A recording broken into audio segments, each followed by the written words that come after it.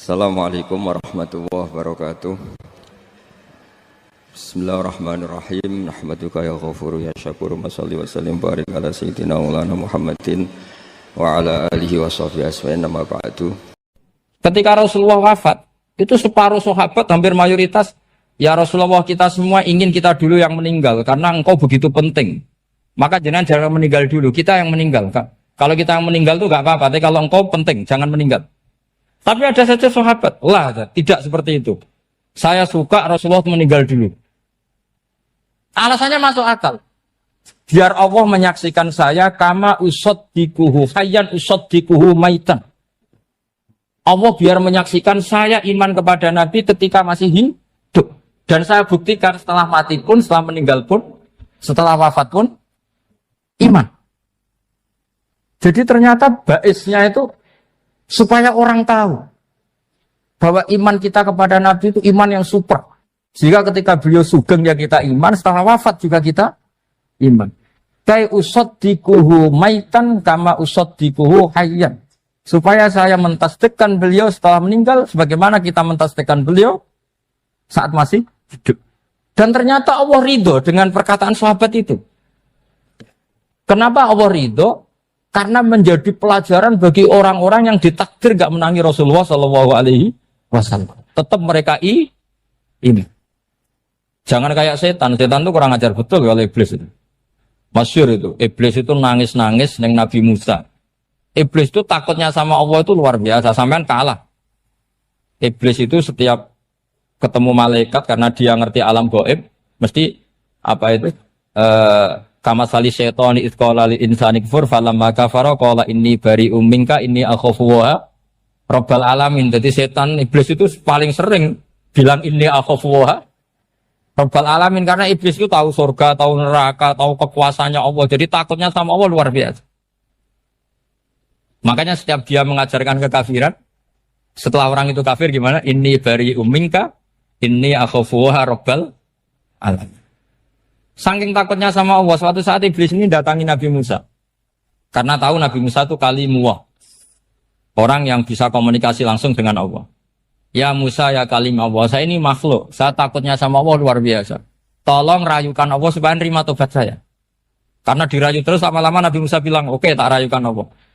Sama Allah. Karena Musa kekasihnya, ya Allah, iblis punya ingin tobat. Tolong dikasih hak tobat.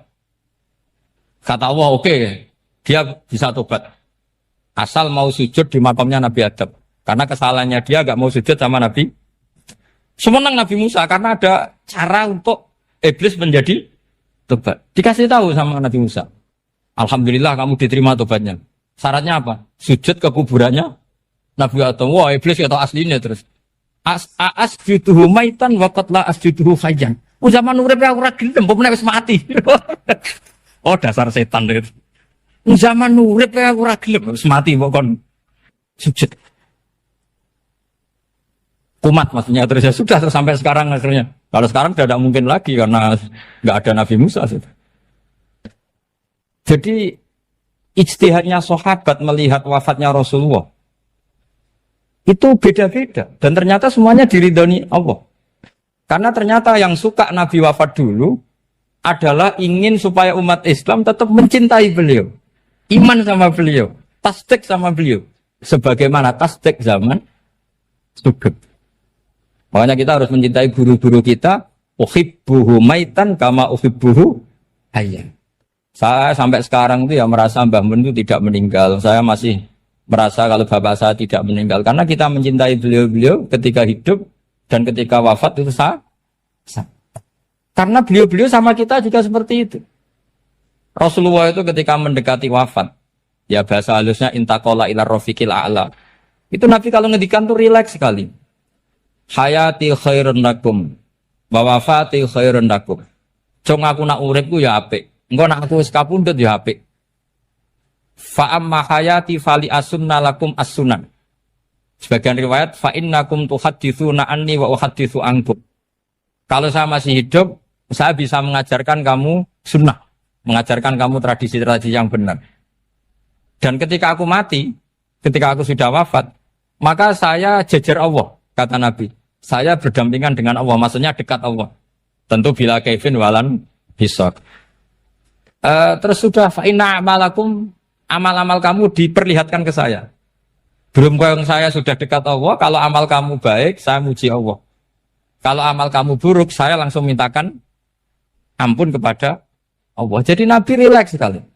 Artinya saya hidup bagus karena bisa ngajarkan kamu as-sunan wa syara'i'. Kalau saya wafat karena saya dekat Allah, kalau kamu baik, saya muji Allah. Kalau kamu buruk, saya mintakan ampun kepada guru-guru kita juga seperti itu. Justru setelah wafat, beliau-beliau punya kesempatan dekat sama Allah, dekat sama Al-Malail A'la, sehingga mendoakan apa? Nah, terus kata Sayyid Muhammad, wala taqulu lima yuqtalu fi sabilillahi amwat. Kamu jangan pernah berkeyakinan atau berpendapat atau berkomentar kalau orang-orang yang mati fi sabilillah adalah berstatus apa? Mati, amwat. Kalah. Terus kata Sayyid Muhammad, hadza li amatis syuhada. Ketentuan ini bagi umumnya syuhada. Artinya gini, umumnya syuhada saja tidak berstatus amwat. Apalagi hadza Rasulullah, sayyidus syuhada, sayyidul anbiya, sayyidul mursalin. Tentu tidak pernah berstatus amwat. Ya saya ulang lagi ya, jadi zaman cara berpikir, amatus syuhada, syuhada yang umum saja berstatus hidup. Tidak boleh distatuskan amwat. Apalagi Rasulullah itu sayyidus syuhada, sayyidul anbiya. Maka status beliau pasti hayyun la yamut. Pasti beliau itu hidup tidak. Dan karena beliau itu asfaq, sangat sayang kepada kita, sebagaimana zaman beliau hidup itu sayang kepada kita, sampai nangis-nangis minta hak syafaat, maka setelah meninggalkan pun beliau pasti sayang kita dan pasti berusaha supaya kita diampuni oleh Allah Subhanahu wa ta'ala. Sehingga ada sahabat yang tadi berpendapat, kalau saya nggak masalah Nabi wafat dulu. Supaya Allah menyaksikan saya, usaddiquhu maitan kama usaddiquhu hayyan. Jadi ini cerita ya, cerita sudut-sudut mana. Fikih itu penting sekali. Kata Sayyid Ali yang Shahibu Simtid Durar itu, wabihi qiwamus syariah. Yang bisa mengawal syariat itu hanya fikih. Fikih itu ya kalau yang paling gampang untuk kita misalnya punya Fathul Qorib, Fathul Mu'in, Fathul Wahab. Tapi yang faham betul, mesti faham itu ngelotok setengah hafal. Jangan bawa kitabnya tok, sementing sekian semester terus selesai. Itu sama-sama dosa, itu dosanya ya dosa, mahasiswanya juga dosa. Karena sudah terlanjur sarjana agama, ternyata nggak bisa, itu kan mendingan dasar sarjana agama. Itu saya tak cerita sama Kiai Roba, itu ada fatwa Kiai juga wali. Suatu saat ada penyanyi dangdut top terkenal di Indonesia itu nyanyi dangdut. Ya penyanyi ya dai. Entah itu hakikat, entah majas, tidak tahu. Itu Kiai itu fatwanya lucu. Kalau kamu datangi dia pas main dangdut, masih saya beri izin. Tapi kalau datangi dia pas pengajian, itu tak larang. Kan santrinya jadi eskal. Ini pas pengajian dilarang, pas dangdutan kok malah dapat izin. Tapi bukan berarti halal ya, dapat izin. Dapat izin kan potensinya bisa karena dilarang lah ya tetap belerot. Terus suatu saat si santri ini setengah wali, tidak wali tapi setengah. Lama-lama itu memahami gurunya. Memahami gurunya ternyata sirinya begini. Kalau seorang penyanyi yang tidak pernah ngaji, kemudian ngomong agama, itu potensinya itu fadallu wa adallu, sesat dan menyesatkan. Tapi kalau dia sedang nyanyi dangdut, penyanyinya cowok, sama jangan bayangkan dangdut putri, enggak, itu cowok sudah tua lagi. Jadi potensi halalnya ada lah maksudnya untuk, tapi tidak alat musiknya, orangnya. Tapi kalau dia nyanyi itu paling dosanya hanya nyanyi. Saya ulang lagi, murid tadi akhirnya paham kalau datangi pengajian itu artinya ikrar kalau dia seorang dai atau seorang yang layak ngomong apa? Agama. Itu lebih bahaya karena kita santri, apalagi kita doktor atau MM, terus ngekrori orang yang nggak jelas asal usulnya. Tapi kalau nyanyi kan nyanyi saja. Sehingga itu menjadi fikih. Bahaya terbesar dalam fikih adalah apa? mengkaji fikih tidak dari ahlinya. Ya seorang lagi ya, mengkaji fikih tidak dari apa? Ahli. Nah kenapa demikian? Begini, saya beri contoh. Ilmu fikih itu tentu pertama dari Rasulullah SAW. Kemudian bersanad sampai kita, atau kita sampai Rasulullah. Itu mengalami sekian ijtihad yang tidak mudah. Saya beri sekian contoh. Dulu Imam Syafi'i itu sukanya sama guru yang miskin, ya karena rata-rata santri juga miskin. Jadi mesti ngidolakan guru yang miskin, karena sesama miskinnya harus berkoalisi. Tapi akhirnya gurunya Imam Syafi'i itu miskin sekali. Namanya Muslim bin Khalid Az-Zanji itu miskin, Sufyan As-Sauri miskin, Sufyan bin Uyainah miskin. Setelah ngaji di Medina itu Imam Malik itu kaya. Pas itu Imam Malik sudah kaya. Setiap ketemu Imam Syafi'i dikasih uang. Sampai ketika Imam Malik itu bilang, kamu sudah alim, ilmu saya sudah habis, kamu ngaji sama yang lain. Sama siapa? Kata Imam Malik, orang yang sealim saya sudah meninggal, namanya Abu Hanifah. Tapi dia punya murid, namanya Muhammad bin Hasan Asy-Syaibani, kamu ke sana.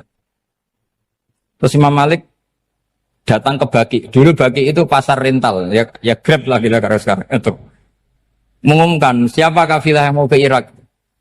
Kita ya Imam Malik, dibayari sama Imam Malik. Ini yang antar ke Irak, ke Muhammad bin Hasan Asy-Syaibani. Imam Malik mulai ngeper. Guru saya yang miskin tidak pernah nyangoni, guru-guru saya yang kaya sering nyangoni. Mulai memasalahkan kiai miskin, gitu. Kira-kira seperti itu mulai masalah. Setelah datang ke Irak, di Muhammad bin Hasan Asy-Syaibani itu si Muhammad bin Hasan Asy-Syaibani itu kalau ngitung uang itu di meja tamu. Jadi punya emas lantaan, punya uang. Kira-kira kalau Indonesia punya rupiah, punya dolar, dihitung itu di ruang tamu. Kata Imam Syafi'i, saya dengan Imam Malik saja enggak serik, ini lebih kedonyan lagi kiai. Ngitung uang itu di ruang tamu. Terus akhirnya si Muhammad bin Hasan Asy-Syaibani ini ahlul usul, dia pakar usul. Kamu heran sama saya? Iya, kiai kok kedonyan. Dia ngomong gitu. Tapi kata Muhammad bin Hasan Asy-Syaibani, kalau kiai tidak boleh kaya, kita kayak nawang fasik. Ben gue demenan, gue mabuk. Oh jangan, nanti dipakai maksiat. Tengjenengan mawon kersane digetoat. Berarti kiai oleh sugih, pun angsal-angsal. Semenjak itu jadi satu fikih bagi Imam Syafi'i. Ternyata kalau mengharamkan kiai sugih, berarti membolehkan yang fasik sugih. Kalau yang fasik sugih bisa dipakai i'anah alal maksiat. Semenjak itu mindset pikiran Imam Syafi'i rubah. Saking rubahnya sampai beliau berpendapat orang bisa beli Alphard, kok beli carry itu haram. Bisa jadi bupati kayak Pak Roba, kok jadi RT haram. Soalnya gitu. Bisa keren kayak Gus Bak, kok jadi orang pendengar haram. Pokoknya haram terus. Karena dalil beliau al-Islam ya'lu wala yula alaih. Coba sampean ridho misalnya jadi orang Gresik dipimpin orang yang enggak sholat, ridho ndak? Ndak. Atau sholat tapi enggak bisa ngaji, ridho ndak? Ketika yang bisa ngaji berpotensi jadi buba, terus keterusan. Karena Imam Syafi'i keterusan, ya umatnya keterusan. Akhirnya orang-orang Syafi'i itu politikus rata-rata. Ya, makanya sama jangan kaget sama Baruba. Kakak saya wakil bupati ini. Putranya Mbah Mun ada yang wakil apa? Gubernur. Dulu Gus Wahid ya menteri agama. Itu asal usul dari perubahan fikih, mindset, cara berpikir Imam Syafi'i. Jadi dulu itu fikih ditemukan itu jelimet, ada perdebatan. Itu tidak hanya pada level ulama. Pada level Nabi pun ada perdebatan. Jadi jangan kira Nabi itu tidak debat, ya debat. Nabi itu asal seangkatan itu mesti debat, termasuk debat dengan malaikat. Jadi kalau perlu ya debat sama apa? Karena malaikat itu kan lugu-lugu itu gak iso mikir. Karena kalau malaikat iso mikir bisa jadi rektor. Nanti kasihan Pak Salam ini. Malaikat gak boleh jadi rektor. Malaikat Israel itu nggak tahu etika. Jadi beliau ketika mau mencabut nyawanya Ibrahim datang, ya Ibrahim saya ini disuruh nyabut nyawa kamu. Kata Ibrahim, wah kamu itu pasti salah.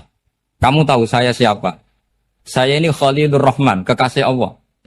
Masa kekasih membunuh yang dikasih? Ini nggak benar, logika itu nggak benar. Pasti kamu salah. Karena Israel itu tidak bisa debat. Ketika ditanya, hal ra'aita khalilan yumitu khalilah, masa kekasih membunuh yang dikasih? Saya ini Khalilur Rahman. Masa Allah mencintai saya kemudian membunuh saya, itu logika agak bener. Tidak keliru, kamu itu keliru. Israel akhirnya terbang lagi. Ya Allah, katanya logika saya ini salah. Karena masa kekasih membunuh yang dikasih. Karena Israel nggak pernah sekolah, nggak pernah sekolah.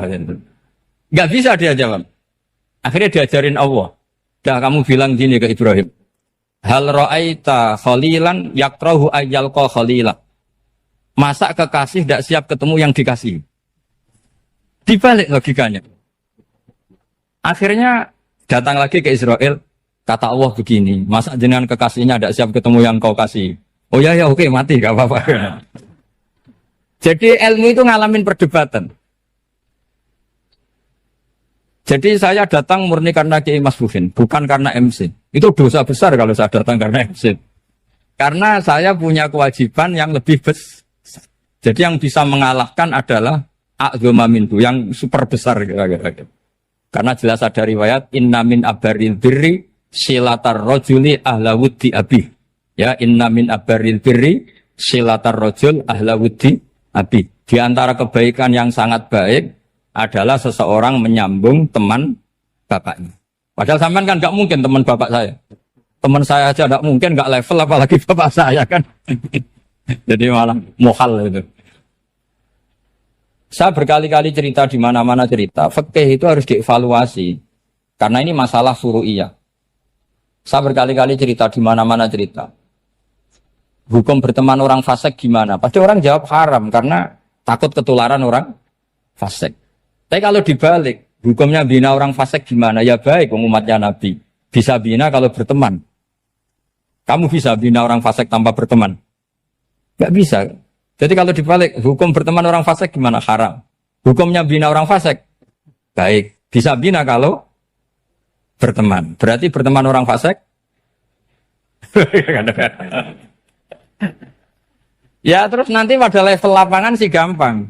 Kalau yang soleh membina yang fasik dan yang fasik ketularan yang soleh, maka ternyata kalau yang soleh ketularan fasik ya berarti ternyata buruk.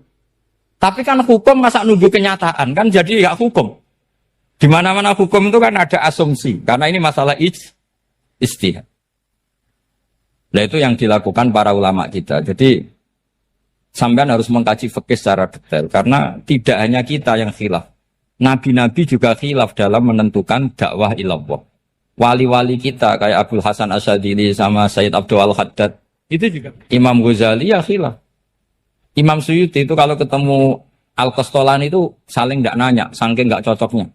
Masyhur itu. Jadi ulama ora cocok. Bedanya nak saiki perkara partai. Kalau orang gini enggak. Karena pakai asumsi. Pakai asumsi karena memang susah.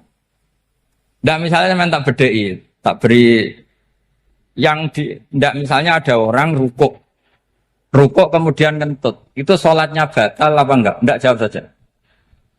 Enggak, orang sholat kemudian pas rukuk kentut atau kelihatan auratnya, sholatnya batal apa enggak? Batal. Itu keliru nih sampean, itu salah dosennya mesti itu. Pertanyaannya gini, yang dikatakan sholat itu kan aqwalun wa af'alun muftatahatun bitakbir muftatamatun bitasbih. Lalu ketika sampai rukuk apa sudah namanya sholat sehingga kamu katakan batal? Namanya sholat aja belum kok sudah kamu katakan batal gitu.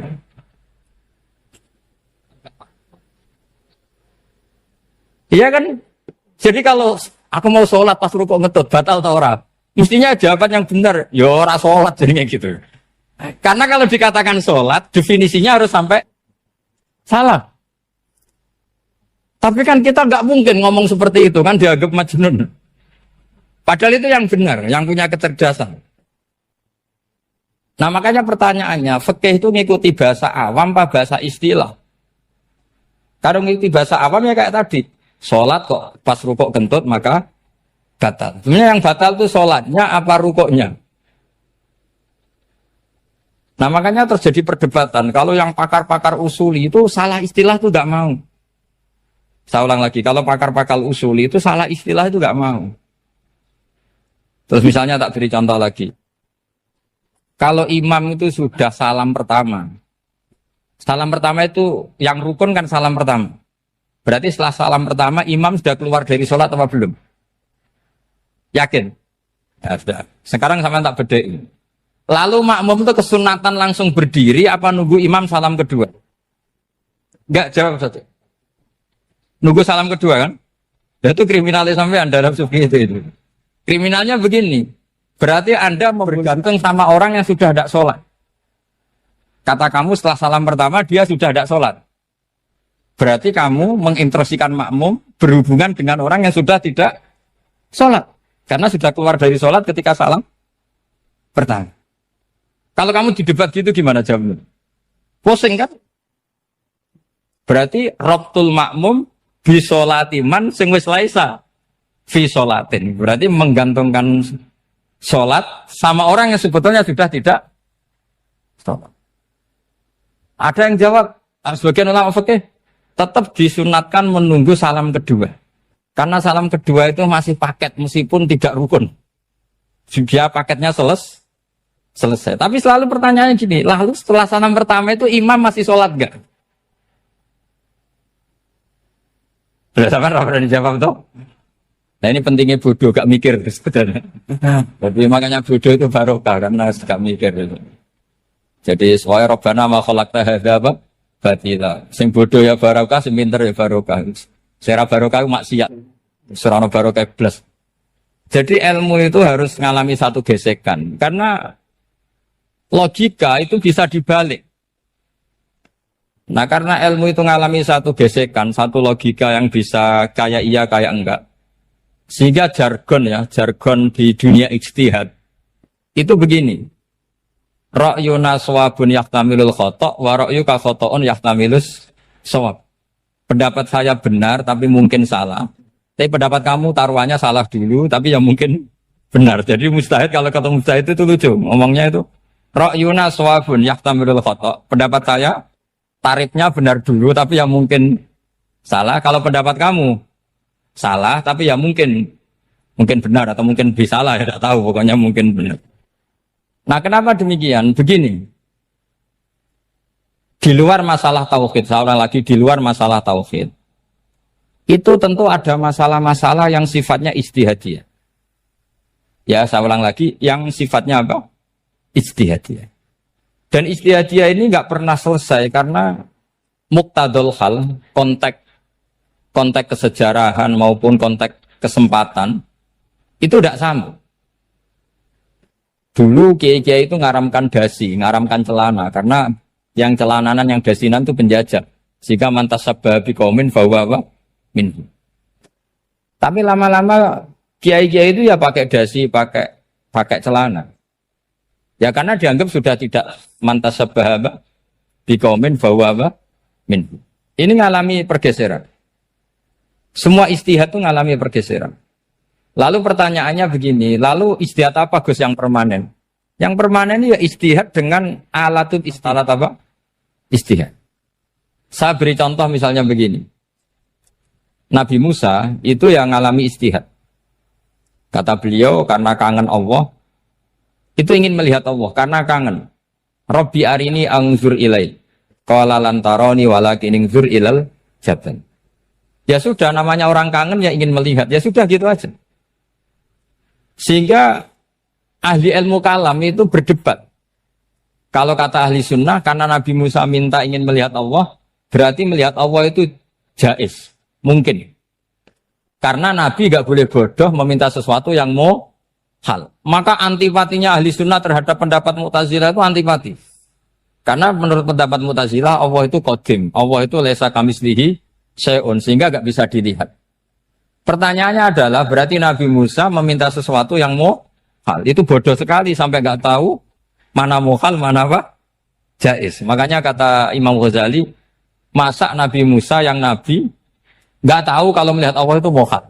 Sampai minta berarti nganggap itu jaiz atau boleh. Itu cara pandang orang-orang ahli sunnah apa?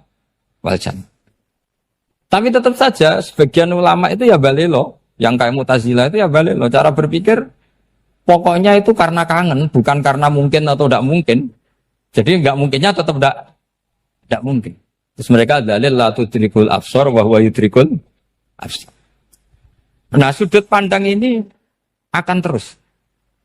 Ada seorang wali ditanya, kalau kamu di surga ingin melihat Allah apa enggak? Jawabnya enggak. Kenapa ya? Kasihan Allah.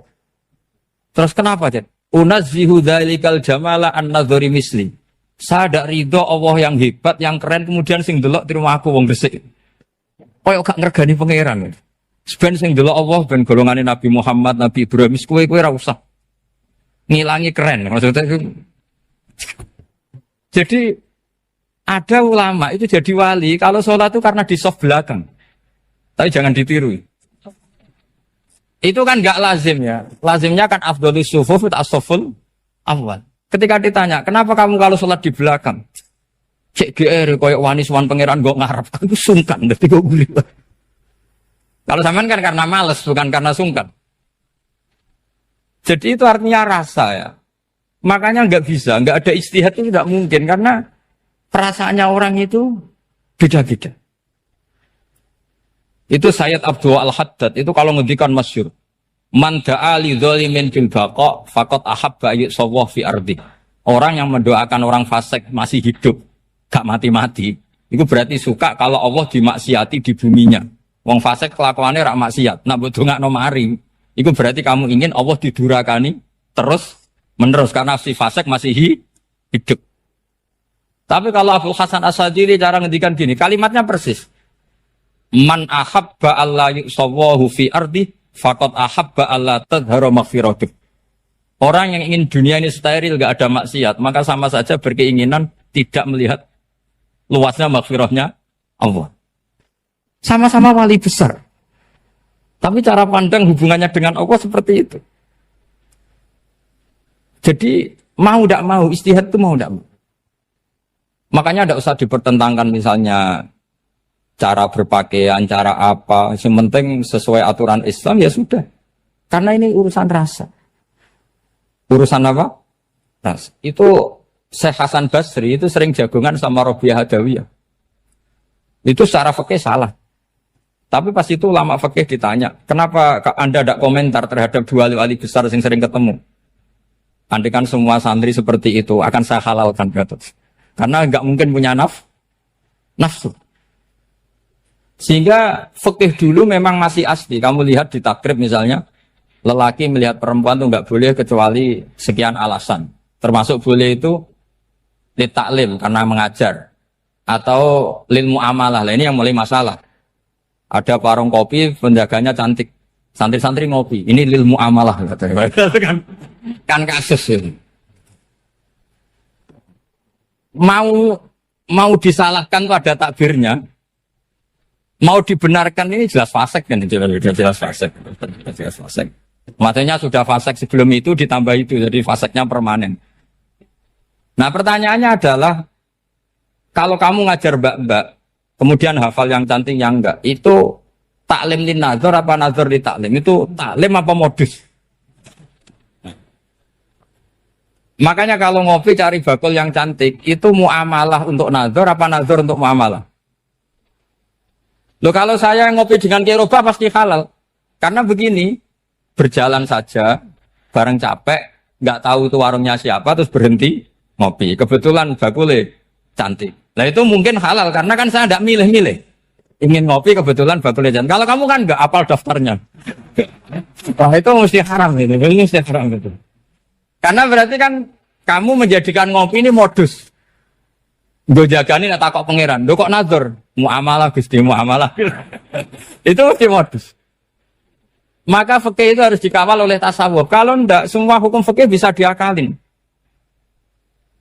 Makanya Imam Bukhari punya satu bab namanya Kitabul Khiyab. Bab mengkhilaf fikih. Beliau itu antinya sama Abu Hanifah itu luar biasa. Nggak ada ulama dibenci Imam Bukhari kayak Abu Hanifah. Masyhur itu. Untungnya beliau nggak menangi Abu Hanifah. Kalau menangi geger terus ini. Bisa bahsul masail terus. Itu Abu Hanifah itu ulama yang suka khilaf. Khilaf itu merekayasa hukum. Misalnya begini. Saya ini puasa agak lemes. ujian agak lemes, apalagi kiai serapati di duit santri beling-beling lemes ini. Apa mangan ini kan, poso-poso kok mangan kan gak keren. Supaya saya bisa makan dan halal, saya bisa ngajak kiai Robai ya jalan-jalan. Jalan-jalan nyari yang jarak 2 marhalah, ya sudah. Terus bisa makan. Kalau ditanya Allah kok makan? Musafir. Jadi bolehkah insya safar menciptakan pergi demi untuk supaya boleh iftar? Boleh enggak cara jenengan? Enggak boleh, alasannya apa? Kan pergi. Perginya juga enggak maksiat. Itu khilaf. Tapi Sayyid Muhammad, Abu Ya Sayyid Muhammad bin Alawi, Sayyid Muhammad, itu membela Abu Hanifah. Artinya membela jangan semua khilaf itu diharamkan. Karena itu cara, saya ulang lagi, karena itu cara untuk mengawal bahwa hukum Allah itu luas. Karena kalau nggak ada khilaf itu ya kita kesulitan. Kita kesulitan. Misalnya begini, ini penjelasannya, makanya kita harus sering mendengar. Saya itu dulu masih sangat fikih itu protes, kenapa ada puluhan polisi wanita? Itu kan pekerjaan cowok ya, pekerjaan pria. Tapi setelah mendapat penjelasan dari polisi, itu alasannya masuk akal, Gus. Kadang-kadang orang nakal itu menyembunyikan narkoba, itu di alat wanitanya. Itu kalau semua lelaki, polisi kayak jenengan, itu kan masalah itu. Sehingga memang harus ada polisi wanita, karena sebagian pengedar narkoba itu perempuan, dan menyembunyikannya di tempat itu. Kalau semua polisi cowok kan gak kebayang. Sehingga kita akhirnya mendengar, membolehkan polisi itu wanita. Ada wilayah yang harus wanita.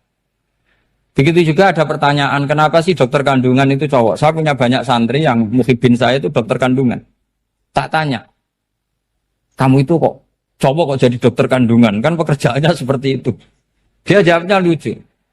Dari 10 yang tes jadi dokter kandungan, itu yang cewek itu lulus 2. Yang cowok lulus semua.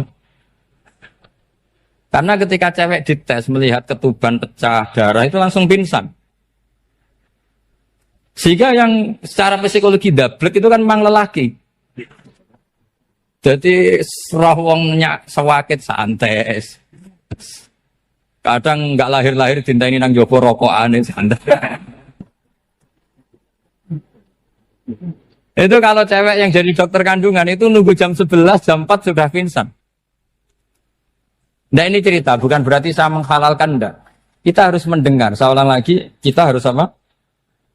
Dan itu setelah mendengar, itu nanti jadi disiplin ilmu, yaitu namanya fikih.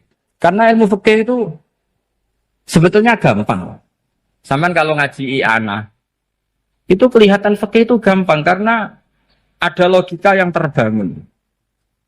Misalnya begini, orang kalau tawaf itu disuruh agak jauh dari Ka'bah. Jangan sampai nginjak sadarwan. Karena sadarwan itu pondasi itu ikut Ka'bah. Kenapa begitu? Ya jenenge ra muteri Ka'bah, ide-ide Ka'bah. Jadi sebenarnya sederhana logikanya. Sing jenenge muter itu di luar itu kita muter. Nah kalau nginjak pondasinya namanya gak muteri Ka'bah tapi ide-ide Ka'bah. Ya jadi sederhana sebetulnya ya masuk akal. Jadi fikih itu nggak ada yang iskal, sebetulnya masuk akal. Tapi karena kita nekuni itu tidak serius, maka terus jadi paradok. Saya beri contoh lagi, ini sebagai penghormatan saya sama Kiai Mas Bukin, karena ini sudah namanya fakih. Kalau ada ayam jago ditwabrak truk, terus kejet-kejet, adekan dibiarkan pun mesti mati. Karena gerakannya sudah harokatul masbuh. Terus kamu sembelih, itu halal apa enggak? Enggak jawab, ayam jago loh. Kalau kamu katakan halal, dia sudah tidak punya hayatun mustaqirroh, kehidupan yang permanen. Andai kan kamu biarkan pun 1 menit lagi meninggal. Kejet-kejet kan mau prosedur saja. Maksudnya pantasnya mati ya kejet-kejet sih, tapi sebetulnya sudah pasti mati. Maka ini ada 2 ulama. Kalau kata Imam Malik tetap namanya halal. Karena ruhnya masih di situ, sehingga ketika kita nyembelih, ya nyembelih hewan yang hidup. Yang namanya nyembelih itu pokoknya mematikan yang punya roh. Sementara saat itu rohnya masih di situ. Meskipun 1 menit lagi pasti. Tapi kalau mazhab Syafi'i enggak, ini sudah harokatul mazbuh, tidak punya hayatun mustaqir. Sehingga dalam perdebatan ulama fikih itu lucu, kadang ya gampang mangkal non. Misalnya begini, kalau ada anak lahir tidak ada amaratul hayat, nggak nangis, nggak bernafas, sunat disolati apa enggak? Siktun sing layas tahindu walayas, langsung lahir langsung mati, nggak ada amaratul hayat. Udah tahu mikir tuh. Itu tidak wajib disolati. Alasannya, ya kan memang sholat alal mayit kan tidak pernah hidup. Di mana-mana mayit itu setelah hidup mati. Ini kan tidak pernah hidup. Namanya ya qit'atul lahmin, ya potongan daging itu aja. Enggak. Jadi kadang fikih diwaca tenan jebule mangkel no. Terus ketika di kitab Minhajul Thalibin itu, kalau kamu keluar mani itu wajib mandi enggak? Wajib kan? Kalau keluar mani inzal itu kan wajib mandi. Nah kenapa nifas atau wiladah keluar bayi? Kenapa ibu-ibu kalau keluar bayi wajib mandi? Alasannya lucu. Li'annal walad maniyun pun akidun. Ini kan wis mani cuma mengkristal. Jadi kadang fikih mangkel. Apa ya? Sembrono gitu. Masuk wajib mandi wiladah itu karena apa? Li'annal walad maniyun mun akidun. Niku mani sing wis mengkristal. Mani sing wis jelalatan lah lahir nuangis ngoten aja. Jadi ternyata karena kenapa fikih butuh alasan nyari hadis tentang keluar anak mandi itu enggak ada yang sorry. Yang ada adalah tentang inzal. Innamal ma' minal. Akhirnya dicari-cari ternyata walad itu maniyun mun akidun. Lah ini problem fikih. Sampean harus siap dengan pelajaran seperti ini. Meskipun sampean mungkin wong priayi, tapi ini ilmu. Ya, saya ulang lagi, ini ilmu. Sehingga ulama itu mau tidak mau harus mau mendengar. Karena logika yang terbangun itu nunggu kalau mendengar kayak tadi. Nabi malaikat Israel baru sadar, masa kekasih bunuh yang dikasih. Masuk akal juga Israel. Kalau sama sampean sih nggak nerima tetap selonang-selonang ini masalah Ibrahim Khalilur Rahman. Sehingga kita di alasan fikih itu harus kita dengar. Saya dulu itu saya sampai sekarang itu sama kalau bayi lahir masih sudah berbentuk bayi, saya sendiri berpendapat sebaiknya disolatin kalau sudah berbentuk bayi meskipun tidak nangis, tidak ada amaratul hayat. Kan yang digugurkan itu wajibnya, bukan masalah boleh dan tidak. Itu banyaklah perdebatan ulama di bab itu. Saya beri contoh lagi perdebatan ulama. Ini contoh-contoh fikih, karena ini khusus penghormatan status fakih tadi. Itu kalau ada orang mati, jenazah itu. Jenazah itu kalau sholat, itu kan umumnya jenazah di depan, kita nyolati di belakang. Itu yang mengatakan begitu ya tidak punya alasan, ya taunya mulai dulu begitu, di mana-mana nyolati jenazah, jenazahnya di depan. Tapi di kitab Makhali jelas diterangkan, kata kaul sani tidak wajib. Alasannya lucu, fa innal janazah laisat bi imamin. Jenazah itu tidak imam, kenapa harus di depan? Kan kacau kan? Lu coba alasannya di depan apa? Dia ada imam kok. Nah barokahnya fikih itu, sehingga kita melihat di Arab Saudi sekarang, itu jenazah kan di belakang. Tapi kita tetap nyolati apa? Mayit. Kalau di Arab Saudi musim haji, itu jenazahnya di kamar mayit, tapi kita nyolati. Itu satu-satunya takbir ya tadi, fa innal janazah laisat bimanzilatil imam. Tapi jangan praktekkan, nanti dia kepaliran sesat. Saya hanya cerita ilmu, jangan dipraktekkan. Kalau dipraktekkan masih jadi aliran sesat. Mono jenazah ning mburi imame kok ngarep aliran sesat. Sebetulnya bukan sesat tuh. Uji coba fikih. Ya karena tadi fa innal janazah laisat bimanzilatil. Bukti lagi kalau sampean salat ghaib. Salat ghaib ini misalnya mayitnya di Surabaya, boleh enggak salat ghaib di sini? Terus jenazahnya di belakang kamu apa depan kamu? Nah ini kan fikih itu pokoknya gitu. Makanya standar furu'iyah itu susah. Karena perdebatannya itu mirip-mirip. kayak iya, kayak tidak, kayak. Makanya dulu zaman sahabat, ada sahabat itu mencintai Rasulullah. Senengannya sowan. Bukti cinta sowan. Banyak juga yang sahabat bukti cinta Nabi itu tidak pernah sowan. Alasannya ganggu. Kenapa kamu jarang sowan Nabi? Saya sering jamaah sama Nabi, saya tidak pernah sowan. Kenapa? Ganggu. Biar Nabi kalau di rumah sama anak istrinya, saya tidak mau ganggu. Makanya saya termasuk kiai yang gak pati seneng disowani. Karena ya itu tadi. Kalau ngulang seneng saya, kalau disowani biasa saya. Kalau Kiroba itu nilai, nak pernah sepuh jadi rasuan nilai. Jadi beda, saya sering ditilii kiai sepuh. Tapi bahasanya tentu tidak sowan, tapi nopo nilai. Kalau sowan itu maka kan nafkah itu seperti itu. Jadi ada disiplin, di situ ada disiplin ilmu. Yang kadang kita tidak cocok. Makanya Imam Syafi'i sendiri ngendikan, kadang beliau dengan gurunya, dengan Imam Malik sampai ngarang ikhtilafu Malik. Beliau punya data yang beliau itu sedang nggak sama dengan gurunya, yaitu Imam siapa? Malik. Karena mindsetnya itu beda. Tidak sampai misalnya saya tanya, sholat itu harus menghadap kemana? Tidak, jawab saja. Kiblat kan. Ukurannya apa coba? Namanya madhep. Wajah apa dada? Imam Syafi'i milihnya dada. Sekarang praktekkan dalam dialog keseharian. Saya jagungan sama Kiai Roba seperti ini, terus wajah saya begini, madhep enggak? Nah itu masalah. Terus pertanyaannya, madhep dengan dada itu fi sholat apa fil qiyam?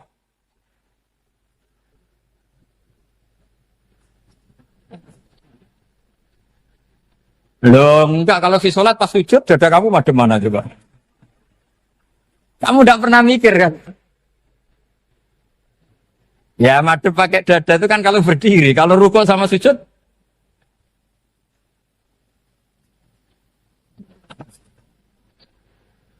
Nah itu ulama itu jelimet gitu. Makanya jarang yang menekuni profesi ulama itu. Karena menekuni proposal banyak, karena memang susah. Jadi ulama itu orang yang cara berpikir sudah aneh. Sehingga mereka detail. Maksudnya menghadap itu apa? Ukurannya kalau berdiri ya dada, tapi nggak bisa kamu katakan atawajjuh bisodri aturan dalam sholat, fikuli sholat. Pertanyaannya lah kalau rukuk sama sujud, dadanya menghadap kemana coba? Maka itu ilmu yang sudah jelimet. Nah ulama usul fikih, ulama yang nggak mau salah per detail hukum. Sehingga menurut Imam Rafi'i, misalnya kalau beliau ditanya sujud itu gimana ya, asal watul jabha ya sujud. Tapi kalau murid Imam Nawawi harus melibatkan 7 apa? Anggota, yaitu al-jabhah, wal yaden, warubaten, wal kodamen. Oke, Imam Nawawi kita ikuti. Tentu keseharian kita pakai Imam Nawawi.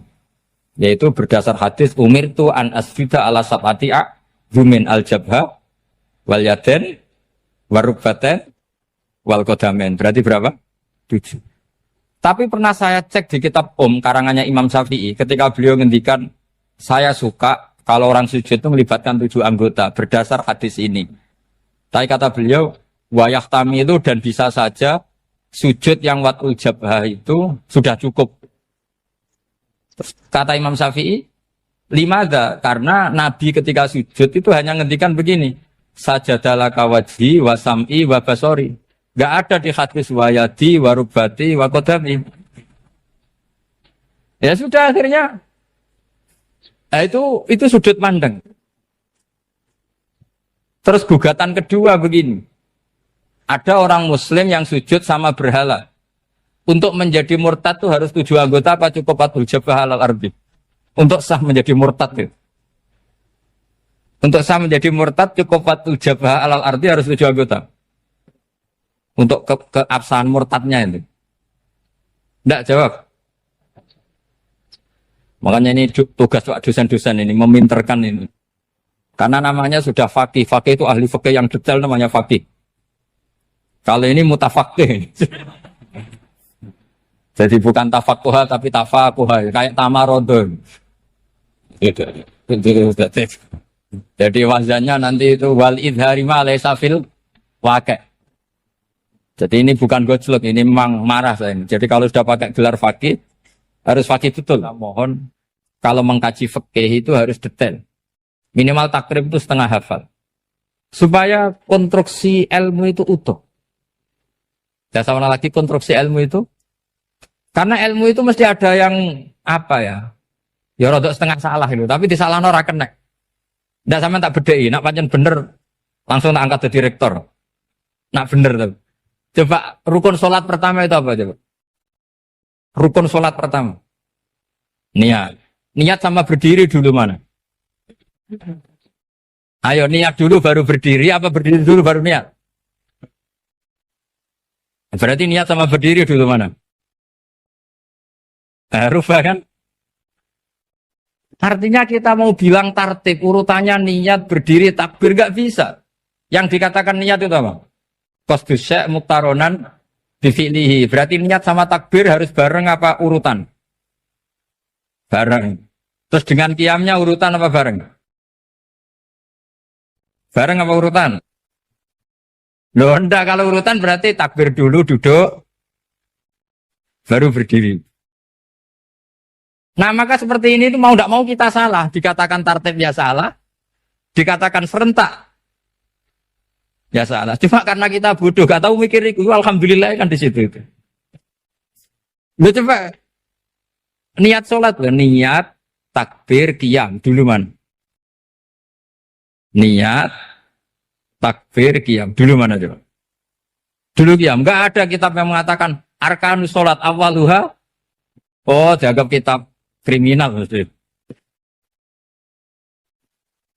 Makanya ngendikane ulama-ulama di sarah-sarah, mau ndak mau sebagian istilah itu tasamuh itu wis digawe gampang ngono kok repot. Karena kita ndak bisa detailnya. Coba misalnya puasa. Puasa Ramadan itu wajib apa? Tabyitun niat, nginepno niat. Sing darane nginep itu umure lama apa enggak? Lama kan? Sekarang sebelum 2 menit kamu baru niat, sah apa enggak? Sah. Itu sempat nginep apa enggak 2 menit itu? Enggak sempat kan? Jadi ilmu itu, makanya kata ulama-ulama, pokoknya ilmu itu mesti ono unsur tasamuh. Tasamuh itu ya tiga gampang. Apa? Tiga gampang. Misalnya Imam Syafi'i berpendapat, mashu ba'dir roksi. Itu kata beliau, walau sya'rotan fi hadir roksi. Meskipun satu rambut asal masih di wilayah kepala. Tapi kalau rambut itu dikeliwir, dibasuh di sini enggak sah. Karena sudah keluar dari batas apa? Kepala. Imam Syafi'i cara berpikir kan, yes ini jenenge basuh sirah. Tapi cara Abu Hanifah enggak. Ya enggak, yang namanya megang kepala itu ya minimal 1/4. Masa gitu dikatakan megah. Lalu ulama usul fikih itu berdebat. Sesuatu itu sesuai masodaknya. Masodak itu yasduku alaihi kadza. Yaitu, ini tadi saya cerita ke Ibu Khin tentang ngaji Jamul Jawame. Ini ilmu yang di Jamul Jawame. Sesuatu itu ukurannya mayasduku alaihi kadza apa dengan takrif, definisi. Misalnya gini. Sholat itu batal dengan makan. Kalau kamu sholat, makan batal gak? Tidak, jawab saja. Batal. Itu satu upo apa satu piring? Tidak, jawab saja. Satu upo sudah batal. Sekarang bab makan di ngormat tamu. Cung tamuku keimangan. Iku sak upo apa sak piring? Nah ini kan tidak fair. Di bab tamu makan satu piring, tapi di bab sholat satu upo. Maka pertanyaannya, lalu penamaan sesuatu itu berdasar masodak, mayasduku alaihi ismu kadza, atau berdasar uruf?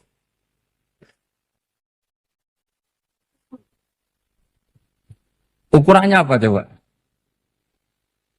Maka terus jadi perdebatan. Nah ini di sini ini pentingnya ulama, karena ya sekarang saya bedai sekarang. Cengkeh itu wangi apa enggak? Kategorinya cengkeh. Wangi kan? Kalau orang bikin kue tar pasti pakai apa? Cengkeh. Pakai wedang ronde supaya manis, apa wangi dikasih apa? Cengkeh. Nah itu saya berkali-kali cerita, pernah mau dipikirkan orang Islam itu nggak boleh rokok karena dianggap pakai apa? Mewangi karena ada apa? Cengkeh. Tapi terus didebat, kalau gitu berarti orang Jumatan sunat rokok. Karena Jumatan disunatkan pakai pewangi. Wah itu kan akhirnya tuh, wah iya repot ya. Jadi kalau cengkeh kamu kategorikan wewangen, yang orang Islam nggak boleh rokok karena pakai cengkeh, yang wangi. Konsekuensinya orang Jumatan sunat rokok karena berarti di masjid pakai apa? Pewangi. Kan sesat semua ya, jadi itu ilmu. Makanya selain fikih mateng itu ada ilmu yang namanya usul fikih. Usul fikih itu yang neliti itu. Mayas duku alaihi kada. Jadi yus ngono iku darani ngono. Seorang lagi. Ngono iku wis darani ngono. Ora perlu roh detail. Ya, saya ulang lagi. Wis ora perlu roh detail. Makanya Abu Hanifah itu misalnya basuh wajah. Wis anggar kecelok ngene iki basuh wajah. Nek Imam Syafi'i kan detail. Mimbaini mana bitis sya'ri sampai ila somahe uzunehi ila zakon. Terus mana bitis sya'ri Imam Syafi'i nambah apa? Ghaliban. Kenapa ditambah ghaliban? Karena kalau orang budak mana bitis sya'rinya di sini. Jadi itu fikih. Jadi fikih itu jelimet. Padahal kita ini nggak pernah berpikir secerdas Imam Syafi'i, tapi akhirnya ya mikir juga. Agak ditambah ghaliban, mana bitis sya'rinya orang budak kan? Sini. Terus sekarang perdebatannya, orang budak basuh maskur roksi di sini sah enggak? Karena tadi itu wajah apa kepala? Kan jadi bingung gitu. Ya makanya ini mukadimah saya supaya sampean lebih disiplin belajar fikih dan setidaknya didiskusikan lah kitab-kitab Minhajut Thalibin atau kitab-kitab Mahali. Karena di situ nanti ada perdebatan.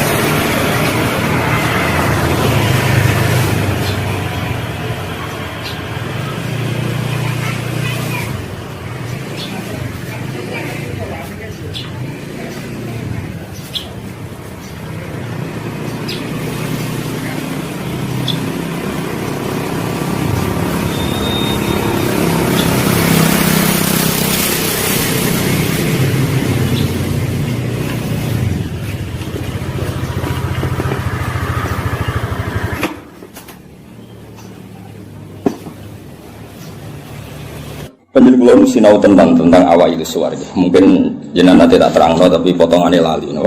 Potongannya lali. Ya kita lali tenang. Ya alhamdulillah jen. Al insan makhluk khotok.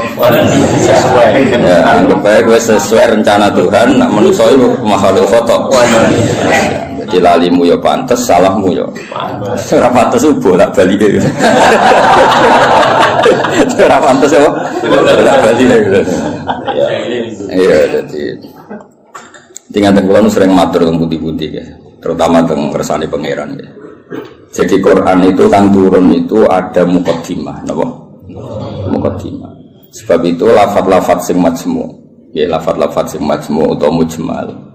Itu punya konstruksinya sendiri karena sebelum itu ada sekian napa? Peristiwa, napa? Ada sekian napa? Peristiwa. Nah, tentu Nabi sebagai Nabi itu oleh orang-orang terpelajar itu diperbandingkan dengan Nabi-Nabi sebelumnya. Ya saya ulang lagi, Nabi sebagai Nabi kan diperbandingkan dengan Nabi-Nabi sebelumnya. Nah Nabi sedurunge itu hasil untuk wahyu, hasil untuk kitab suci. Mulane suci terus ana kata kadzalika, kaya mengkono-mengkono napa? Kaya mengkono-mengkono. Mergo wis turun ana muqaddimah napa? Ana napa? Muqaddimah. Eling-eling. Lah umpama ora ana muqaddimah kan janggal, wong hal kok ngarep wae. Hal kok ngarep. Ijek kawitan surat. Itu harus pas-pasan kan ya bingung. Wong saya pas-pasan ya bingung. Nah terang no pinggir. Pokoknya sing teke pas. Kowe parane nek sing teke wae pas. Iku malah repot. Ora pas. Pasange salah. Eling-eling. Iku penting mergo nggo ngawal Quran. Nggih ngawal napa? Quran. Jadi termasuk nggo ngawal. Kulo kan sering untuk pertanyaan. Gus katanya Quran itu mubin. Kenapa sih ada lafaz-lafaz yang enggak jelas? Enggak jelas itu di eranya itu jelas karena ada konstruksinya, napa? Ada konstruksinya. Misalnya ngaten sing paling terkenal ning era modern. Ya misalnya Mbah Bono sepuh-sepuh sering ngendikan ngono ya ngono tak bojo ngono. Itu kan kalimat sing ora jelas. Ngono ya ngono. Tapi siapapun yang ngerti di komunitas itu di era itu ngerti. Beda tapi ojo nganti terus ra tobat. Proposal ya proposal tapi ya dikira-kira. Lah ya sesuai kontak ya seneng babon tapi ya dikira-kira sing gelem kira-kira ya ora melahirkan prahara baru. Sing gelem ya yo belum dirapi bodoni kok. Sing ora lahir prahara ya itu sesuai hukum Islam. Baru sesuai hukum Islam raimu ora sesuai. Akhirnya mundur, oh? Mundur. Itu jenenge yang ngono. Tapi aja ngono. Jadi dikira-kira. Lah Quran juga kayak lafaz-lafaz seperti itu, lafaz mujmal yang kita tidak pernah tahu maknanya, tapi di eranya itu paham. Ya mau kadzalika, kaya mengkono apa? Mengkono sing. Mulai ngaji to aku ben kok. Iya, iku sowan-sowanan. Ngaji. Nah, iki sowan-sowanan harus takok jam pinten. Sehat sedang. Nanti sok keluyuran rene yang mergo. Sehat. Takokno. Ngaji to wong Islam iku hubungane iki kiai iku. Soal iya soal kayak gini nggak ya buka sing soal serah gelem ya aku mau sing tutup ya itu lah murid sing tutup itu aku ya kayak mengkono jadi konstruksi itu ada dan Nabi itu tidak boleh kecuali ada muqaddimah. Mulane Nabi udah di Nabi pertama sing roh kudu agama liya, rupane roh ibu khaira nastura. Mergo butuh napa? Muqaddimah napa butuh napa? Muqaddimah. Wong Nabi kok ora ana muqaddimah kan gak dadi bahan diskusi. Ujug-ujug terus ngaku Nabi. Terus wong takok Nabi itu apa kan yo repot. Makanya menurut keyakinan ulama-ulama niku negara ateis itu lebih susah diislamkan dibanding negara yang komunitasnya Yahudi atau Nasrani. Mereka ini sudah punya muqaddimah. Mau ngatur tingkat kebencian, tingkat hasad, mau ngatur-ngatur itu toh. Dan ateis kan misalnya Nabi Muhammad pun Nabi, terus Nabi itu apa? Memangnya kenapa kalau Nabi kan repot? Nah, tapi Nabi Muhammad ngaku Nabi, hidup dengan orang Yahudi mesti diperbandingkan. Loh Nabi itu dulu trennya orang Palestina, Anda ini orang Mekah kok mengaku Nabi misalnya, digugat. Lalu makanya pinter berjanji terus nerangno Muhammad bin Abdullah bin Abdul Muthalib bin Hashim saterusé sing nasabe tok Nabi wa Ibrahim. Berarti manggone ning Mekah tapi tetap turunan wong Palestina. Ya mergo digugat. Akhirnya ada penjelasan. Kalau gue itu kok nyai kenapa? Wong kan nyari-nyari. Oh, macam kiai liane mati kabeh. Ya memang itu satu-satunya cara untuk mengkiaikan. Sekali ono sing urip kan yo ketok mahjub. Mana urip suwi-suwi kadang ngrasa dosa. Mahjub kabeh. Tapi aku kan agak gelem pidato nek. Jadi kadzalika kira-kira akhirnya diperbandingkan. Napa? Sebab itu Quran sering ngendikan musaddiqal lima nganti musaddiq itu ya karena diperbandingkan. Napa? Sing kok gawe iku apa, terus pola-pola sosiale piye, terus pola-pola nubuwah iku piye. Akhirnya pola nubuwah digawe kok sandi intelijen. Maksudnya itu gak penting, pola nubuwah itu modelnya gak penting, tapi itu jadi sandi. Misalnya ini contoh paling masyhur. Kena tak kei duwe, iku yo tak kei wae butuh entuk, napa? Entuk.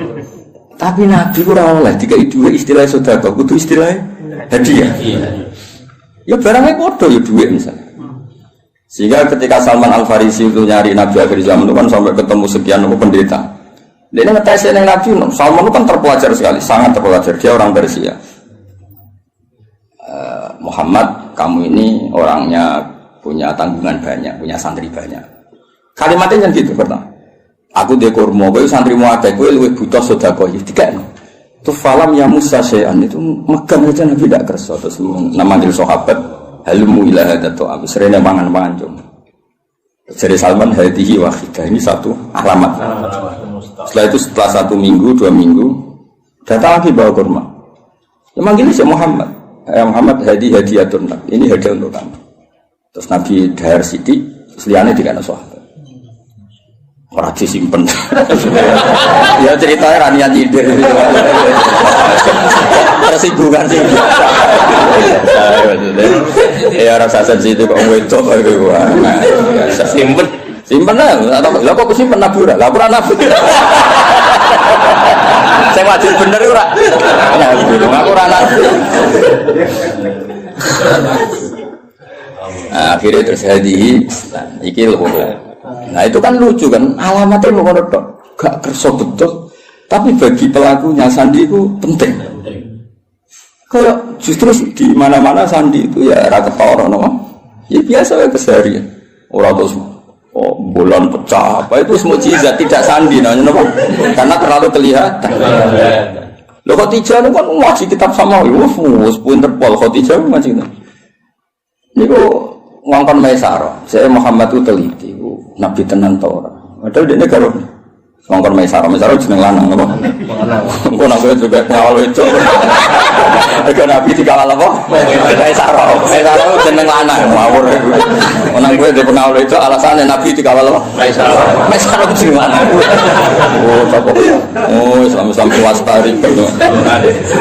Ning Jawa digo wedok. Digo wedok. Enggak Arab itu jeneng tak iku Hamzah, Tolha, Maisarah, Hudzaifah, Usama. Aku kiai. Aku tangi turu terus nonton puluhan. Kowe mikir ambe aku tangi turu gampang. Jeneng lanang sing nganggo apa?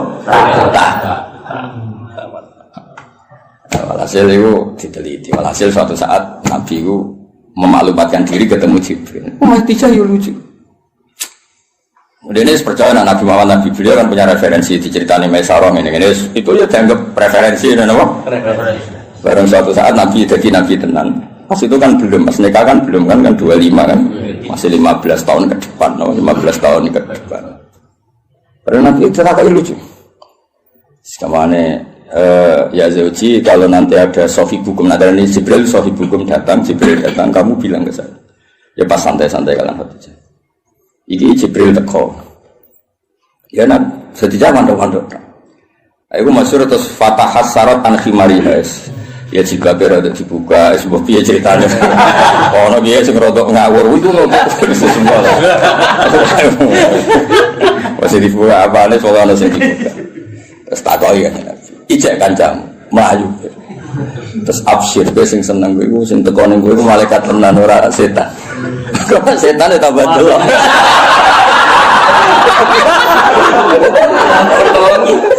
Artinya sandi itu ya lucu, maksudnya ya hal keseharian, no? Hal no? Tapi ku sengkroh penginjil sama dhisik, no? Hanya di Islam ya ngono wa kana imro'an tanassara fil jahiliyah wa yaktubu minal injil masyaallah ayaktub. Iku statusnya Waraqah bin Naufal. Khadijah juga sama, beliau juga penginjil. Semua orang di sekeliling Nabi itu belajar Injil semua, Injil di sini. Mulane ketika ada Nabi karek dicocok-cocok. Klarifikasi.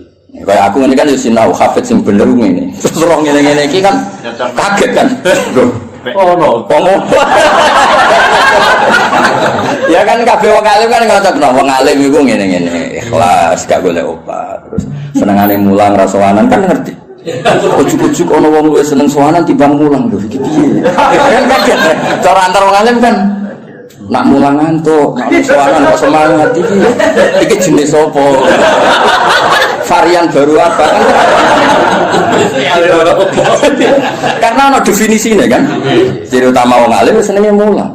Jadi orang nak mulang ngantuk, nak sowanan kok semangat. Oleh nyeluk ji fase ra karuan. Misalnya, kira gitu misalnya yang fakta loh ya. Hafid itu kode mas, hafid dhisik iku yo sombong jenenge mulang ali gak tak iso. Lha itu ana hafid mulang ambek orderan kok milih. Jenis opo? Misalnya kan. Ya padha ngaji, mau ngaji ya fokus ngaji. Orang tuh ngaji kok dolanan, terus lihat hiburan itu model opo. Nabi itu juga dibaca orang-orang yang baca Taurat dan Injil. Sebab itu sekali mereka iman itu disebut alladzina atainahumul kitab ya'rifunahu kama ya'rifuna abna'ahum. Mereka yang ngerti kitab Yahudi Nasrani yang orisinil dan mereka tidak ingin bohong, itu kenal sekali sama figur yang bernama Muhammad kama ya'rifuna abna'ahum. Ya mereka baca. Kayak aku ngerti lah kok. Wong alim sing ikhlas, sing ya ngerti kan ada definisinya, kenapa? Ada definisinya untuk sandi ini. itu mengerti terus ngerasa Naruh kitab itu hijau, naruh duit biasa. Ojo diwale. Wale ali. Ya ora niat nyindir cerita. Namun ana sing tobat nah. Kan lumayan no. Lumayan. Di saya jadi Imam Malik ono sowan mesti takok ya pengen ngaji apa. Siapa ngaji masyhur kan Imam Malik masuk kamar mandi terus semua fisiknya ditata mengaku wangi atau sowan ditakoki kenapa Anda seribet itu ujilu hadis Rasulullah aku mulia anu hadis Kanjeng wah asik sekali ngaji sowan nang sowan tinggal ngantuk penting ya ya yo sesuatu yang penting kan sing tengah seneng ngaji ya ribet ngapain ngaji ini dia enteng-enteng go ngalor ditentokno tanggale jan ya bener sih ngatur masalah cukuman yang ngono aku kualat dunia abe aku lho bae jelane mbok abe aku ngono amin Buru dipikir ngaji ya ngaji wae teko karek teko ngrungokno. Ibu paham yo oleh. Teko karek teko ibu paham yo. Oleh. penting gak tuang Ya penting gak sowan ya. Ibu paham yo apa? Oleh. iya guyu Kelas Jibril go sawi yo oleh. Ya makame Jibril go sawi yo. Oleh. Mantuk-mantuk yo oleh. Penting aja sowan. Nah, semua ngaji, ya, semua seneng ngaji. Nah, itu kadali lagi saya nerang apa? Itu ngarep, penting pol ngarep, ujung-ujung mislah dari kata. Oh, ya, mengkono kok ngarep, mengkono. Ya karena tadi semua Quran turun, ono muqaddimah. Nah, muqaddimah ini yang meliputi nubuwah. Mulanya Nabi sebelumnya diangkat jadi Nabi, itu sudah digunjingan. Lahirnya sudah digunjingan. Iki tempat kira tahu kering kok jadi kering. Sebut wahodot napa sawah. Iki tempat kira tahu hancur kok jadi hancur. Terus dari perdukunan biasanya ono akses langit terus saya kira ono akses. Itu mulai lahir wis dadi gunjingan. Gunjingan sak bumi sak langit. Malah lahir kan biasa. Wis lahir wong tuamu sumpah mergo darah anak. Paham ya, mbokmu tambah ngomel-ngomel. Pere dua anak. Tadi lahir terus gawe musibah no. Musibah. Lho ngono mek tiba-tiba gemblok. Marat ngobat no. Diken. Lah iku mulai susah wis, mulai lahir wis. Iku kowe. Dan ngerti ujug-ujuge kadalika. Napa? Kadalika. Mane wong tambah tuwa tambah alim itu. Kulo nurian ya alim, tapi ya alim saya kita tambah tua tambah alim. Mau nak kowe ora roh. Biasane nak omah-omah tambah tua tambah goblok. Dihantam ekonomi. Error Mas, error. Kulo sering ketemu kancaku sing alim-alim nih, tak jak omongan ora sambung. Terus saiki ora cerdas, wis dihantam ekonomi. Ya, tapi ekonomi pas lho, no. Guling ya rata-rata guling. Rambutnya brodol. Rambutnya brodol. Pelo kabeh. Kotak. Nah, normalnya wong alim tambah tua tambah alim. Ya normalnya ngono kan mergo ana tajribah kan di pengalaman urip. Kaya aku dhisik kan rono. Kaya wong ngaji ku niate macam-macam ono sing saiki ro tenan. Wis dadi kiai ro tenan.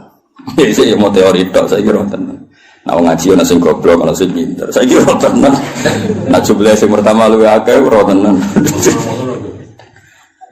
Ya roh ya kadalika kaya mengkono iku nunjukno sistem sosial sing mengawali atau sing dadi mukadimah para nabi. Karena setiap nabi pasti diperbandingkan. Mane termasuk pintere berjanji, pintere tiba. Iku sing diadekno mukjizat awal iku nasab. Wa ba'du fa'aqul wa Muhammad bin Abdullah bin Abdul Muthalib bin Hashim tak terus. Terus Hashim mbah lambung cara Jawa ya sembah jenenge Abdul Samsin Noval. Paham ya? Cara Jawa ya mbah, sing mbah kandung sinten Hashim.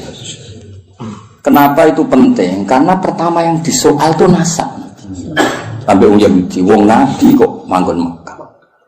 Unggone Nabi ku Syam napa? Syam kawasan Palestina, Israel, Syam, Lebanon, wae kawasan-kawasan. Akhirnya kudu diterang. Ya manggone ning Mekah, tapi mbah-mbah Palestina, atau Syam. Jangan bukti ini apa? Nak Ibrahim tahu pindah ini, tahu merantau ini, bukti. Lah mulane terus ditetuno pangeran fi ayatum bayyinatum maqam Ibrahim. Iki lho, kabeh dhisik wis sepakat iki ku maqam Ibrahim. Maksudnya maqam belecak kakine Ibrahim. Oh, nek Ibrahim tahu ning Mekah. Anak tahu ning Mekah berarti potensine iku dia turunan temudi Mekah. Tapi kan iso wae dolan tapi ora ninggal turunan. Terus diterangno, ini askantu min dzurriyyati biwadin. Yo ora pancen ana sing ditakokke. Kuwi maca Quran minimal kaya aku. Kudong tenan duduk perkarane. Kenapa ana ini askantu? Kenapa? Quran war. Terus disalami semula. Terus nak desa gak prospek nak belah. Kok iso dihitung-hitungan ngono. Wis sanate kon. Ya maksudnya nak dilakoni rasa dadi cita. Istilakoni jadi rezeki ditampa. Nah, alhamdulillah nak ora ya gremeng. Ojo naudzubillah. Ojo muni naudzubillah ora payu tenan.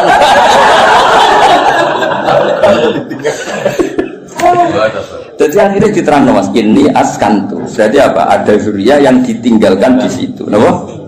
Ditinggalkan di situ. Nah, terus akhirnya diketahui Ibrahim dan Ismail. Ismail ketemu suku Jurhum ngene-ngene terus nikah, terus ngene walhasil.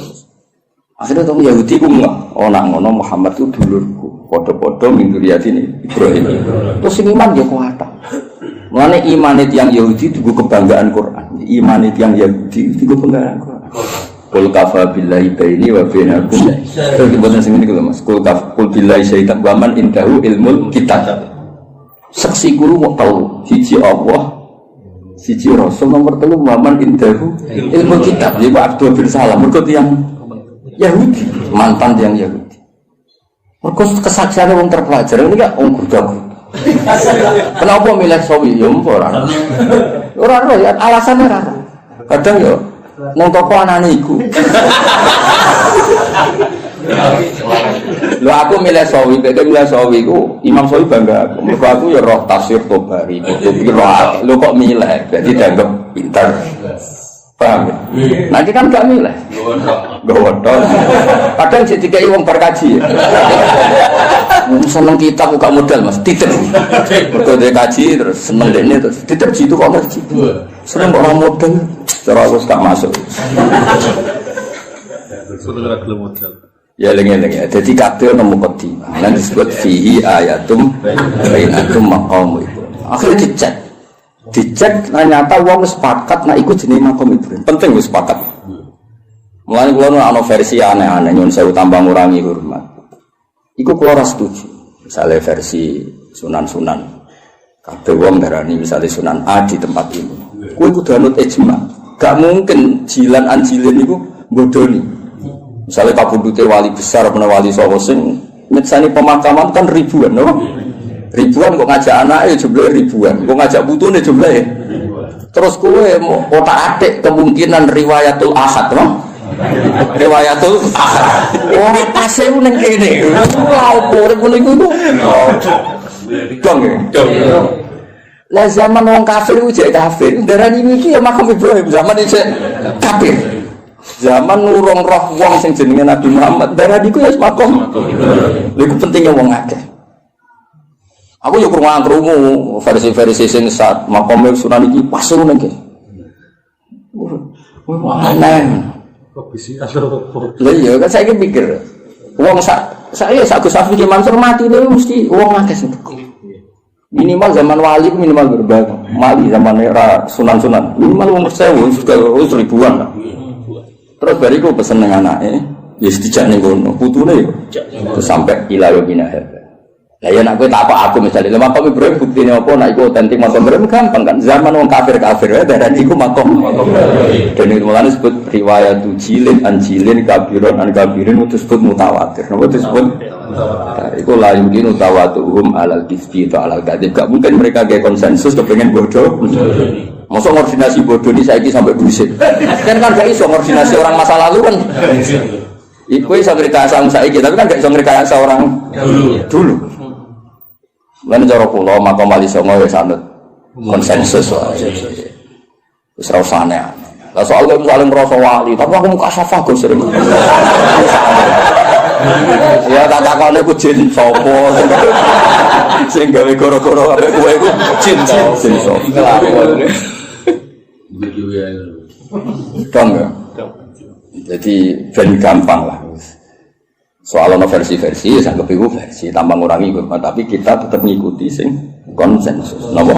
Konsensus. Kok sing ono jaminan la tastabu ummati ala dalalah. Gak mungkin konsensus. Ya kok ngene iki lawong ya konsensus. Sing ngaji jalan tenan misale ki enom ya aku. Ya iso wae di versi saged ae mundhik. Ya lakon-lakon iki. Konsensus satu lakon. Lakon iki. Paham ya?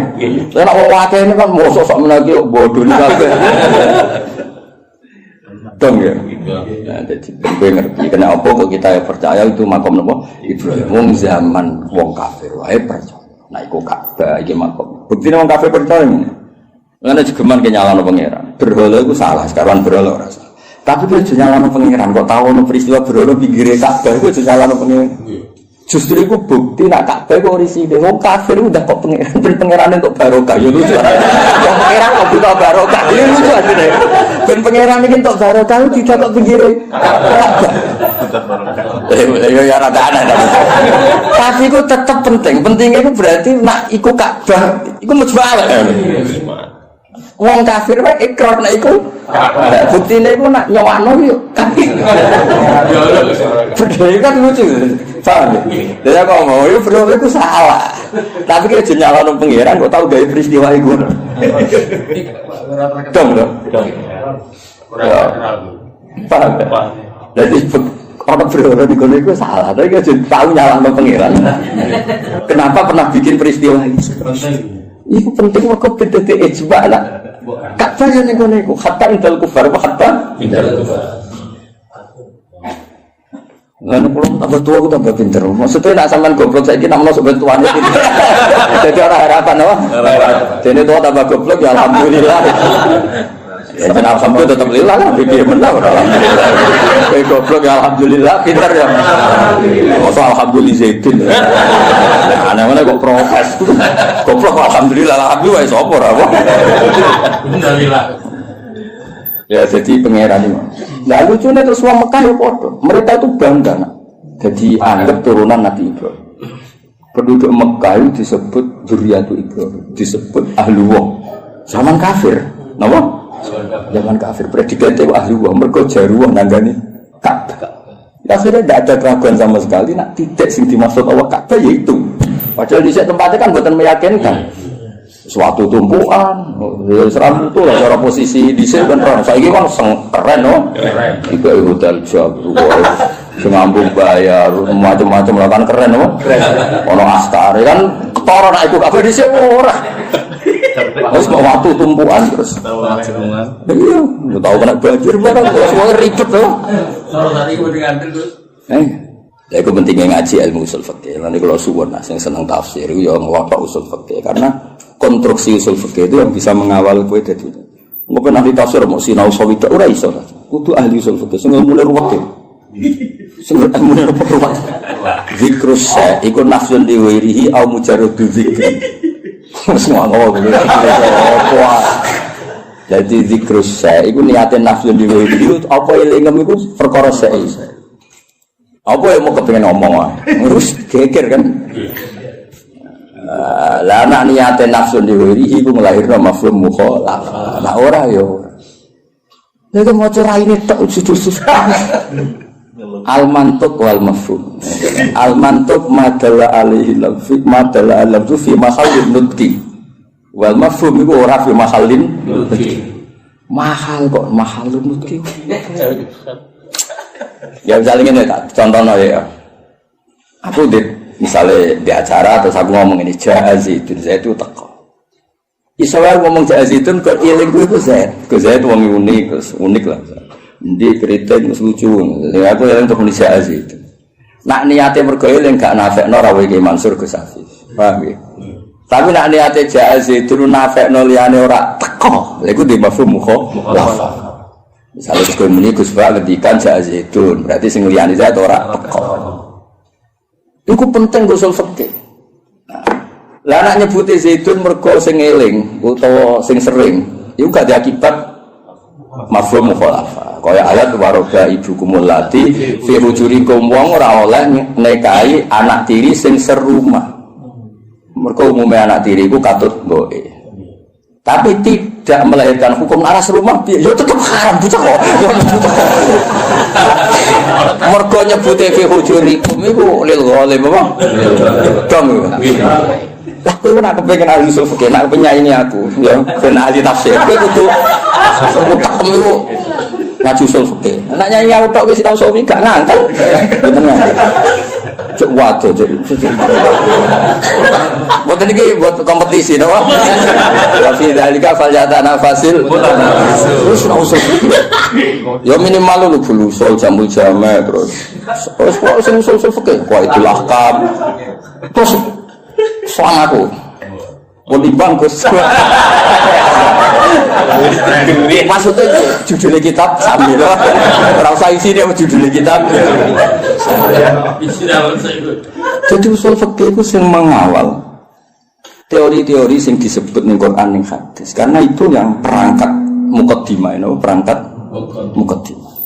Ya misalnya ngomong orang zikrul badi wa iradatil qul, misalnya wa antas ma'u bainal ukhtain. Ukhtain itu disebut mereka umumnya wong, misalnya Rabi Bayu ini kadang getun, mereka roh hati itu luwe ayu. Rabi itu kadang getun jebule ayu. Jadi sempotensi kepikiran itu antas ma'u bainal ukhtain. Nah, sok benal mar'ati wajad dadi ya lho era wis umur 70. Kan ya ora kepikiran kowe ngrabi cawe itu plus error. Tapi tetep ae wa antas mau benal ukhtain min itlaqil badi wa iradatil qul. Sing haram ora mu benal ukhtain. Kowe ngrabi sri plus budine ya ora oleh, plus bumihe ya ora oleh. Terus bae ora usah ora oleh ya. Mau dong. Lah akhirnya lafaz ukhtain ini disebut karena apa? Itu disebut karena golipe lanangan kaya kowe iku sering kepikiran rabi ade getun. Mergo ayu. Rabi bae getun ora sabar sithik kabeh. Lanangan kelakuan ngono ada enggak? Ada enggak? Berangkat. Nggih. Wali murid walian akeh, Mas. Pas lamaran ngejokno adike, Mas Akad. Nggih, Mbak Yuni. Akeh gak sing kebodoh lho. Nggih, lamaran ngejokno adike, Mas Akad. Wah, lah iki ngono kan ruwet to. Dadi sempet pansiku benal. Nek bayu nek. Dong ya. Lah misalnya kowe terus goblok ora usul fikih. Sekarang beda ukhtan, ora ukhtan yo halal. Oh, goblok yakin. Dong ya. Jadi kena penyanyi aku, aja sinau sawi tok. Sinau apa? Luanya. Oh, luanya. Ngotok lah sono. 7 tahun, Gus. Mati-mati menurut. Saingannya berat kok. Mati bener-bener. Begitu. Ben nggih ngerti maksudnya ngaji tafsir yo ana perangkat usul fikih kok ida fikih. Sekarang anak usara wis karuan bahasa Arab no. Sing wis kliwat lah. Jebule merofak nasab ora iso. Mestine rofak waca juar. Aduh rusak no. Kok mukadimah wis gak menarik no. Gak level ya wis gak menarik. Stadiono santri-santri ra jelas wis ngatasi. Ya wis ra saiki kadalika kaya mengkono-mengkono. Nah kaya mengkono-mengkono iku di erane iku jelas. Wong kok misla dalikal kita yuhi ilaika. Gak digenti maksudi. Barang ilal ladhi wa qabli digenti wa auha. Ono nek maksud wong komplika kok yuhi fi'il mudhari. Nah komplika yo auha. Maksudi. Padahal sampean ra iskal to.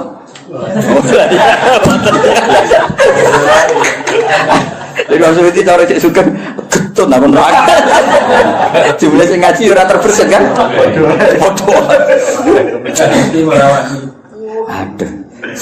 Allah itu Al-Aziz Al-Hakim. Lalu tetap kegungane Allah ma'ati apa fis samawati ing dalem pira-pira langit wa malan apa fil ardh.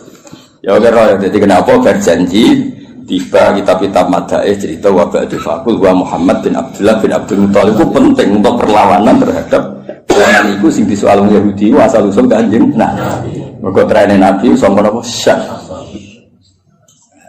Terus diterangno gene Nabi itu senajan to saiki wong Mekah tapi gene gen syah.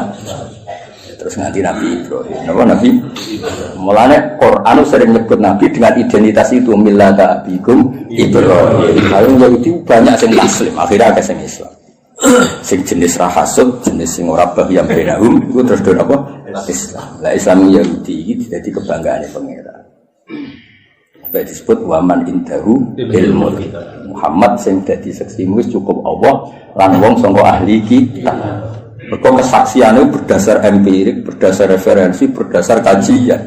Sementara yang kafir berdasar drengki.